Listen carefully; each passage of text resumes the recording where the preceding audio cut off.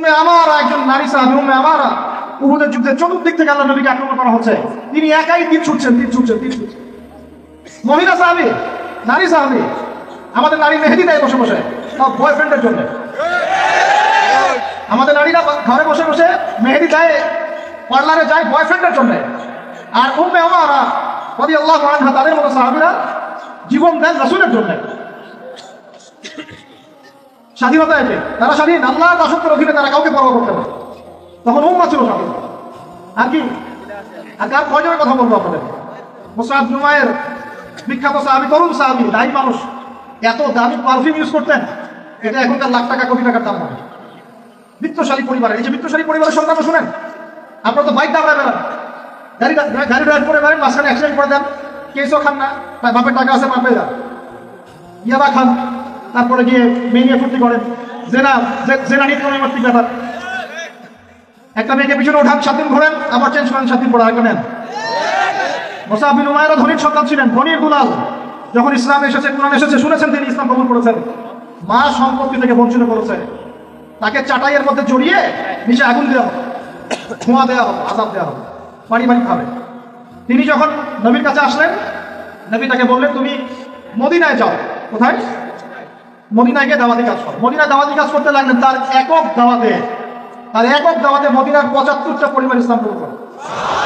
এই যে মদিনায় যে ইসলামের আপনি জয়জয়কার দেখছেন, এটা মুসআব বিন উমাইর রাদিয়াল্লাহু আনহু দাওয়াতের একটা ফসল, আল্লাহ রাসূলের দোয়া। কয়টা পরিবার? এই 75 পরিবার এসে বায়াত করলেন নবীর কাছে। তারপরে নবী হিজরত করলেন মদিনায়। এমনি হয়নি, এটা প্রেক্ষাপট। ওই মুসআব বিন উমাইর রাদিয়াল্লাহু আনহু উহুদের যুদ্ধে শহীদ হচ্ছেন, তার গায়ে তখন 50টার বেশি তরবারের আঘাত আছে। কয়টা বেশি?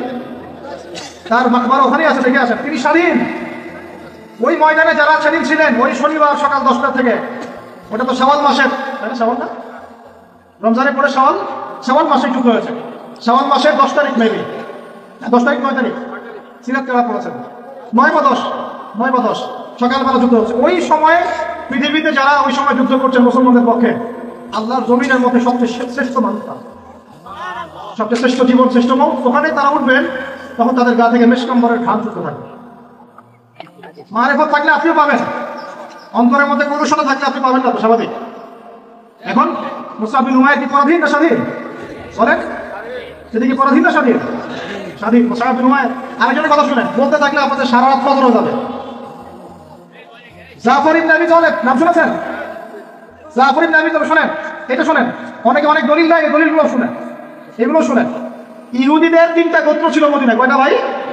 একটা বনু কুরাইজা, বনু কাইনুকা, বনু নাজির। বনু কুরাইজা, বনু কাইনুকা, বনু নাজির, এই 3টা গোত্রের সাথে আমাদের চুক্তি ছিল। আমরা একটা সনদের মধ্যে ছিলাম। গাদ্দার এরা সনদ ভঙ্গ করলো, ঠিক যেমন করে তারা এখন প্যালেস্টাইনে আক্রমণ করছে এইভাবে। সনদ ভঙ্গ করলে বনু কাইনুকার বাজারে আমাদের এক মহিলা সাহাবী বিজ্ঞাপন দিয়েছেন হাজতে, সোনার দোকানে। ইহুদি তাকে বলছে নিকাব খোলো, সে নিকাব খুলছে না, খুলবে না। ইহুদি দুষ্ট, ষড়যন্ত্র করে তার কাপড়ের একটা অংশ রশি দিয়ে গিট বেঁধে দিয়েছে।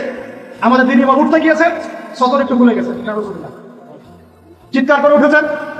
পাশে ছিলেন এক আমাদের আনসারী সাহাবী, আওয়াজ শুনেছেন। সেই আওয়াজ শুনে এক মুহূর্ত দেরি করেন নাই, মদিনায় ফিরে এসে নবীর কাছে পারমিশনও চান নাই। বুঝেন, দলিল বুঝেন। তিনি এক মুহূর্ত দেরিও করেন নাই, মদিনায় ফিরে গিয়ে নবীর কাছে পারমিশনও নেন নাই। তার কাছে একটা খোলা তরোয়াল ছিল, বের করেছেন, ইহুদির গর্দানে একটা কবজি গর্দান নামাইছে।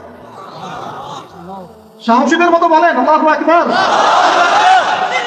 বাস বাস বাস বাস বাস, আমি টপিক হারাই ফেলব। ভাই বসেন বসেন বসেন বসেন, আমি টপিক হারাই ফেলব। আমি দলিল দিচ্ছি আপনাকে। এই সাহাবী নবীকে গিয়ে জিজ্ঞাসা করেছেন, পরামর্শ নিয়েছেন, তার সামনে তার বোনকে এইভাবে কিস করা হয়েছে, এক মুহূর্ত দেরি করেন নাই, গর্দান নামাইছে।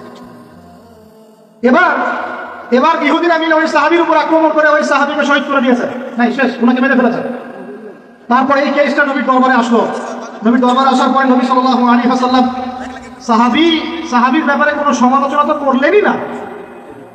সাহাবী, তুমি ভুল করেছো, আমাকে জিজ্ঞেস করে করো নাই, আমার পরামর্শ কেন নেওয়া নাই, এগুলো তো বললেনই না।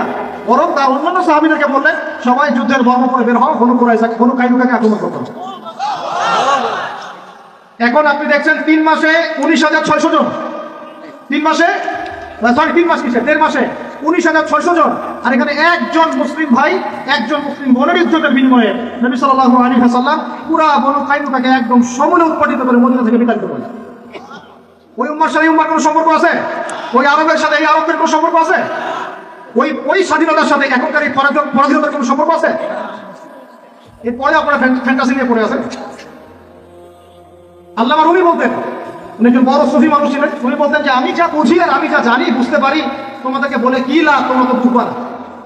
এ বলতেন বড় বড় যারা আল্লাহর ওলি, তারা তাদের কথা একটু টাইপের হয়, মনে হয় একটু অস্বাভাবিক, কিন্তু এর ভিতরে অনেক গভীরতা থাকে।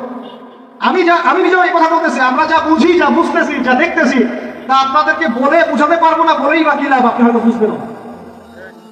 এই একটা ঘটনা ধরে ফেলেন। আরেকটা শোনেন, আরেকটা কম হলো, বলুন নাজির রাসূলকে দাওয়াত দিয়েছে, দাওয়াত দিয়ে বলছে যে আমরা ইসলাম কবুল করবো, আসেন নেগোশিয়েট করি। নবীজি বসেছেন, আমি গুটিয়ে নিচ্ছি, এই 2-3টা কথা বলে গুটিয়ে নিচ্ছি। নবী সাল্লাল্লাহু আলাইহি ওয়াসাল্লাম গিয়েছেন দাওয়াত দিতে বনু নাজিরের সিঁড়ির মধ্যে, এটাকে বলে দেয়ালে হেলাতে আছেন, উপর থেকে এরা চাকি আছে না, চাকি যেটাতে আমরা ধান ভাঙে, আরিকা মারা বোনেরা, বড় বড় যে লোহার আর পাথরের, এইগুলো উপর থেকে ফেলে তাকে হত্যা করার চেষ্টা করেছিল বনু নাজির। কোন গোত্র? ইহুদিদের বনু নাজির। আল্লাহ নবী জিবরাইল আলাইহিস সালামের মাধ্যমে জানতে পারলেন, সেখান থেকে উঠলেন, উঠে বললেন যে ঠিক আছে, বনু নাজিরকে আমরা অবরোধ করবো। এর 2 মাস অবরোধ করে রাখা হলো, সূরা হাসরে পড়ে দেখেন। এরপরে এরা নিজেদের ঘরবাড়িগুলো কাঁধে করে নিয়ে মদিনা থেকে বিতাড়িত হলো। বনু নাজির দলিল নাম্বার 2।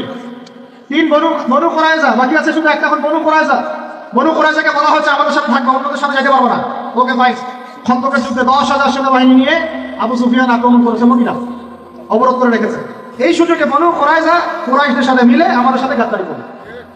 আল্লাহ নবী যুদ্ধ শেষ করে বনু কুরাইজায় গিয়ে না গিয়ে কেউ আসলে নামাজ পড়বে না, ওদের সাথে মীমাংসা করতে হবে। তারপর ওখানে গিয়ে ওদেরকে অবরোধ করা হলো। সাদ বিন মুআয রাদিয়াল্লাহু আনহু হাতে এই বনু কুরাইজার একজন বানেক যারা ছিল, এদের সবার কর্তার নাম হলো, এটা বনু কুরাইজা। বনু কুরাইজা, বনু কাইনুকা, বনু নাজির, 3টা বড় বড় গোত্রের সাথে আমাদের যুদ্ধ হয়েছে নবী জীবিত থাকাকালীন। কি কি শুনিয়ে দেখেছেন। আর এখন আপনি দেখছেন বিগত 100 বছর, 1914 থেকে 2023 পর্যন্ত মার তারা দিতেই আছে, মুসলমান খাইতেই আছে। 4বার বড় বড় যুদ্ধ হয়েছে, যুদ্ধ 4টাতে মুসলমানদের মোটামুটি পরাজয়। এখন মোটামুটি 78 থেকে 80 ভাগ জায়গা ওদের। এখন কি নতুন করে এই জিহাদটা ওখানে পরাজয় হয়েছে না আগে থেকেই ছিল? ওদেরকে বের করে দেওয়ার পর, 3টা গোত্রকে বের করে দেওয়ার পর খায়বারে তারা কিছু বাকি ছিল, আলী রাদিয়াল্লাহু আনহু হাতে পতাকা দিয়ে বললেন খায়বারে যাও আক্রমণ করো, নাইম দুর্গ তুমি জয় করবে ইনশাআল্লাহ। খায়বারের মারহাব ছিল একজন বীর, ইহুদি বীর, একাই 10 জনের সাথে লড়তে পারে। আলী ইবনে আবি তালেবের তরবারের আঘাতে ওর মাথার উপর থেকে তরবার গিয়ে এইভাবে বসে গেছে মাটিতে, মানে দেহটা এইভাবে দ্বিখণ্ডিত হয়ে গেছে।